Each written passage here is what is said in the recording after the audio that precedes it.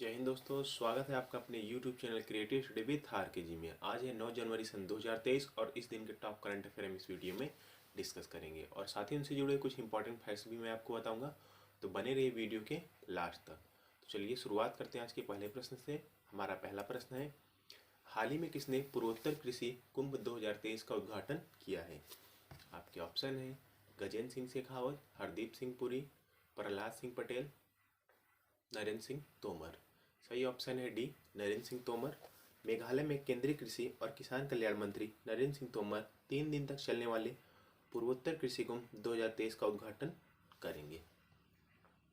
बात करें मेघालय की, तो इसकी कैपिटल शिलोंग, गवर्नर BD मिश्रा, चीफ मिनिस्टर कोनार्ड संगम है।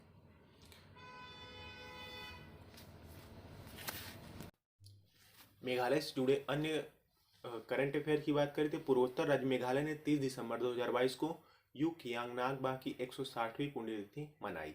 बांग्ला महोत्सव का 64वां संस्करण इस साल 10 नवंबर को शुरू हुआ था।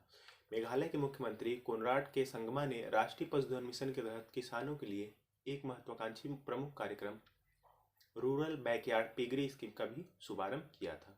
मेघालय के योजना विभाग की ई प्रस्ताव प्रणाली की पहल ने संयुक्त राष्ट्र पुरस्कार भी जीता था।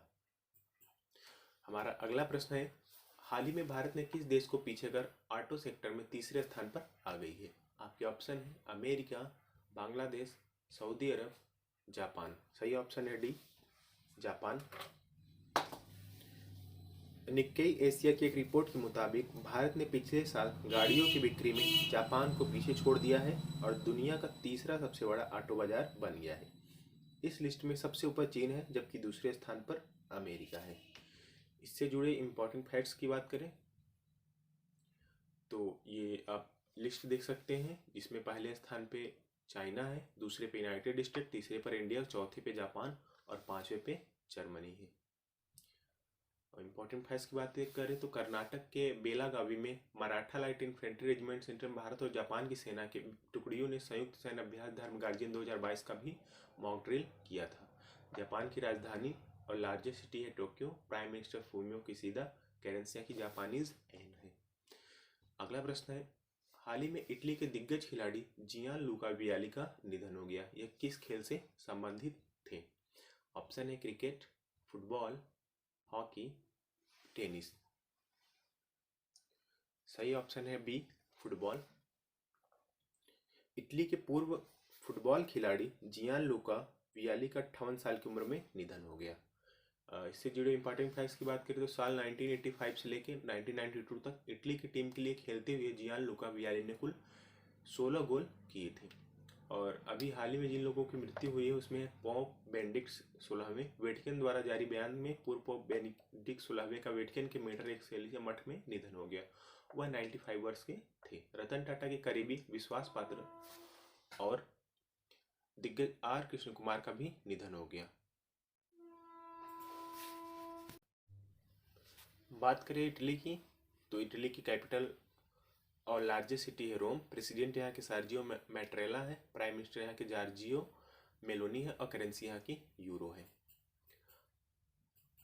ये चित्र में आप देख सकते हैं, ये जियान लूका वियाली जो कि फुटबॉल है खिलाड़ी हैं इटली के। अगला प्रश्न है, हाल ही में किसने अंबेडकर ए लाइफ नामक पुस्तक लिखी है? ऑप्शन है अरित्रा बनर्जी, अरविंद घोष, PV अय्यर, शशि थरूर। सही ऑप्शन है डी, शशि थरूर।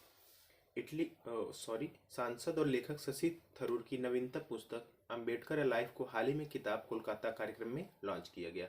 शशि थरूर भारतीय राजनीतिज्ञ और पूर्व राजनयिक हैं जो 2009 से केरल के तिरुवनंतपुरम से लोकसभा सांसद हैं। ये है चित्र में आप देख सकते हैं, जिन्होंने अंबेडकर अ लाइफ नामक पुस्तक जो है लॉन्च किया है कोलकाता में। इनकी अन्य पुस्तकें हैं India from midnight to the millennium, inglorious empire, the paradoxical prime minister, bookless in Baghdad, Nehru the invention of India, why I am a Hindu. ये शशि थरूर की मुख्य पुस्तकें हैं। अगला प्रश्न है, हाल ही में अंतर्राष्ट्रीय हॉकी महासंघ ने किसे अपना वैश्विक साझेदार बनाया है? आपके ऑप्शन है वेदांता, जियो, JSW, टाटा स्टील। सही ऑप्शन है सी, JSW। अंतर्राष्ट्रीय हॉकी महासंघ यानी कि FIH, federation of international hockey ने आगामी ओडिशा हॉकी पुरुष विश्व कप 2023 भुवनेश्वर राउरकेला के लिए भारतीय कंपनी समूह JSW को अपना वैश्विक साझेदार बनाया है। इससे जुड़े इंपॉर्टेंट फैक्ट्स की बात करें तो FIH हॉकी विश्व कप का आयोजन ओडिशा के भुवनेश्वर राउरकेला में 13 जनवरी से होना है। इस टूर्नामेंट में भारत सहित 16 टीमें हिस्सा ले रही है। JSW ग्रुप की बात करें तो इसकी स्थापना 1982 में हुई थी। इसके फाउंडर सज्जन जिंदल हैं और चेयरमैन भी प्रेजेंट टाइम में सज्जन जिंदल ही हैं। हेडक्वार्टर इसका मुंबई महाराष्ट्र में है और पेरेंट कंपनी इसकी OP जिंदल ग्रुप है। FIH यानी फेडरेशन ऑफ इंटरनेशनल हॉकी की बात करें तो इसकी स्थापना 7 जनवरी 1924 को पेरिस के फ्रांस में हुआ था। हेडक्वार्टर इसका लुसाने स्विट्जरलैंड है और CEO इस समय प्रेजेंट टाइम में थेरी विल है। अगला प्रश्न है, हाल ही में किस राज्य में जाति आधारित जनगणना शुरू किया गया है? आपके ऑप्शन है उत्तर प्रदेश, ओडिशा, कर्नाटक, बिहार। सही ऑप्शन है डी, बिहार। बिहार में नीतीश सरकार जातिगत जनगणना कराने जा रही है। केंद्र सरकार ने इस बार जाति आधारित जनगणना के लिए तैयार नहीं हुई तो राज्यों को यह अधिकार दे दिया कि वो अपने खर्चे पर इसे करा सकती है, जिसके बाद सूबे की सरकार ने तय किया कि वो जाति आधारित जनगणना शुरू करेगा। इंपॉर्टेंट फैक्ट्स की बात करें तो बिहार राज्य में गंगा नदी से उन के क्षेत्र में पानी पहुंचाने के लिए हर घर गंगा जल परियोजना शुरू किया गया है। गयाजी बांध फल्गु नदी पर बना भारत का सबसे लंबा रबर बांध है। बिहार के मुजफ्फरपुर के लंगट सिख कॉलेज में 106 साल पुरानी खगोलीय वेधशाला को यूनेस्को की विश्व धरोहर वेधशालाओं की सूची में भी शामिल किया गया है। हमारा अगला प्रश्न है, हाल ही में खेलो इंडिया यूथ गेम्स 2023 के शुभंकर, मसाल और गान का अनावरण किस शहर में किया गया? ऑप्शन है भोपाल, इंदौर, उज्जैन, जबलपुर। सही ऑप्शन है ए, भोपाल।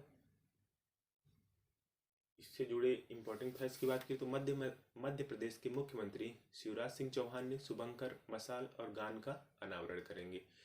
मध्य प्रदेश खेलो इंडिया यूथ गेम्स के 5वें संस्करण की मेजबानी कर रहा है। चौथा खेलो इंडिया यूथ गेम्स जून 2022 में आयोजित किया गया था। खेलो इंडिया यूथ गेम्स 30 जनवरी 2023 से लेकर 11 फरवरी 2023 तक आयोजित किया जाएगा और जिसमें 6000 खिलाड़ी 13 दिनों तक 8 अलग अलग शहरों में अपने खेल कौशल का प्रदर्शन करेंगे। इससे रिलेटेड इंपॉर्टेंट फैक्ट्स की बात करें तो वाटर स्पोर्ट यानी कैकिंग, कैनोइंग और तलवारबाजी प्रतियोगिता इस संस्करण में पहली बार खेलो इंडिया गेम्स का हिस्सा होगी और इसमें जो शहर शामिल किए गए हैं खेल के लिए वे हैं भोपाल, इंदौर, उज्जैन, ग्वालियर, जबलपुर, मंडला, बालाघाट और खरगोन। और साइकिल के लिए दिल्ली का कोई स्टेडियम चुना गया है। यह है खेलो इंडिया जिसकी शुरुआत 2018 में हुआ। पहली बार इसका आयोजन न्यू दिल्ली में किया गया था। इसका हेडक्वार्टर भी न्यू दिल्ली में ही है। और अगला प्रश्न है हमारा, हाल ही में एक रिपोर्ट के अनुसार भारत के कौन से हवाई अड्डे को दुनिया के सबसे अच्छे प्रदर्शन करने वाले हवाई अड्डों की सूची में रखा गया है, यानी कि टॉप 10 सूची में रखा गया है? तो ऑप्शन है Kempegowda international airport, Indira Gandhi international airport, both of them यानी दोनों, नन ऑफ दिस यानी इनमें से कोई नहीं। सही ऑप्शन है सी, यानी कि both of them. Kempegowda international airport और इंदिरा गांधी इंटरनेशनल एयरपोर्ट को इस लिस्ट में रखा गया है। 2022 के लिए दुनिया के सबसे अच्छा प्रदर्शन करने वाले हवाई अड्डों की सूची में बेंगलोर का केंपेगौड़ा अंतर्राष्ट्रीय हवाई अड्डा और दिल्ली का इंदिरा गांधी अंतर्राष्ट्रीय हवाई अड्डा इस टॉप 10 लिस्ट में रखे गए हैं। और बात करें इस लिस्ट की तो इसमें सबसे पहले नंबर पे हैनेडा एयरपोर्ट जो कि टोक्यो जापान का है। उसके बाद भारत का बेंगलोर शहर की केंपेगौड़ा इंटरनेशनल एयरपोर्ट है। वहीं 7वें नंबर पे दिल्ली का इंदिरा गांधी इंटरनेशनल एयरपोर्ट रखा गया है। अगला प्रश्न है, हाल ही में किस देश ने मधुमक्खियों के लिए दुनिया के पहले टीके के उपयोग को मंजूरी दे दी है? ऑप्शन है जापान, अमेरिका, इंडिया, चाइना। सही ऑप्शन है बी, अमेरिका।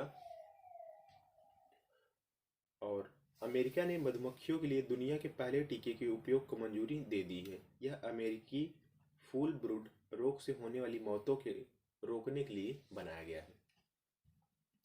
अगला प्रश्न है, किसने भारत में मैनचेस्टर सिटी फुटबॉल क्लब के लिए नेटवर्क पार्टनर बनने के लिए समझौते पर हस्ताक्षर किया है? ऑप्शन है जियो, वी, एयरटेल, पतंजलि। सही ऑप्शन है ए, जियो। इंपॉर्टेंट फैक्ट्स की बात करें तो Manchester city football club Manchester में स्थित एक अंग्रेजी फुटबॉल क्लब है। मैनचेस्टर सिटी ने जियो प्लेटफॉर्म के साथ एक समझौते पर हस्ताक्षर किए हैं जो डिजिटल और दूर संचार दिग्गज को भारत में अंग्रेजी फुटबॉल क्लब के लिए मोबाइल संचार नेटवर्क भागीदार के रूप में नामित करता है। अगला प्रश्न है, न्यूयॉर्क फिल्म क्रिटिक सर्कल में बेस्ट डायरेक्टर का अवार्ड जीतने वाले पहले भारतीय कौन बने हैं? आपके ऑप्शन है एस राजमौली, करण जौहर, राजकुमार हिरानी, यश चोपड़ा। सही ऑप्शन है एस राजमौली। एस राजमौली ने हाल ही में अपनी फिल्म RRR के लिए न्यूयॉर्क फिल्म क्रिटिक सर्कल में शीर्ष पुरस्कार सर्वश्रेष्ठ निर्देशक जीता है। इंपॉर्टेंट फैक्ट्स की बात करें तो न्यूयॉर्क फिल्म क्रिटिक सर्कल एक अमेरिकी फिल्म समीक्षक संगठन है जिसकी स्थापना 1935 में न्यूयॉर्क डेली न्यूज के वांडा हेल ने की थी। हमारा अगला प्रश्न है, किस राज्य में केंद्रीय गृह मंत्री अमित शाह ने 120 फीट ऊंची पोलो प्रतिमा का उद्घाटन किया है? ऑप्शन है सिक्किम, मणिपुर, असम, उड़ीसा। सही ऑप्शन है बी, मणिपुर।